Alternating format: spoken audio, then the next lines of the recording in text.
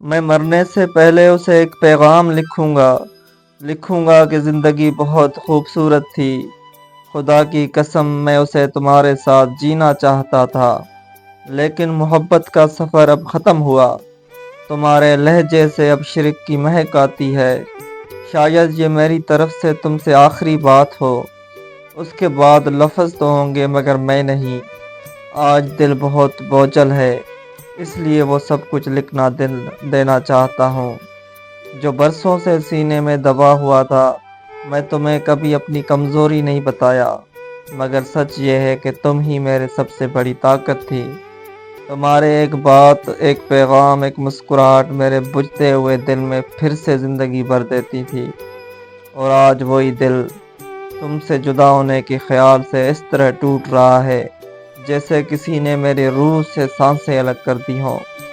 عجیب بات ہے نا، جنہیں ہم اپنی دعا سمجھتے ہیں، کبھی کبھی وہی ہمارے سب سے بڑی آزمائش بن جاتے ہیں۔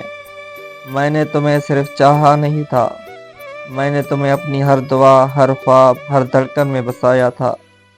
مگر اب لگتا ہے کہ اس کہانی کو یہیں رک جانا تھا، کیونکہ کچھ محبتیں ساتھ نہیں دیتی، صرف عمر بھر کا درد دے جاتی ہیں۔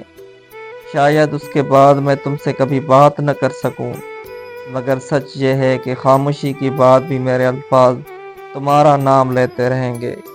اگر کبھی میرے یاد آ جائے تو اتنا ضرور سوچنا کہ ایک شخص تھا جس نے تمہیں خود سے بڑھ کر چاہا تھا، اور پھر خاموشی سے خود کو تمہارے خوشی کے لیے مٹا دیا تھا۔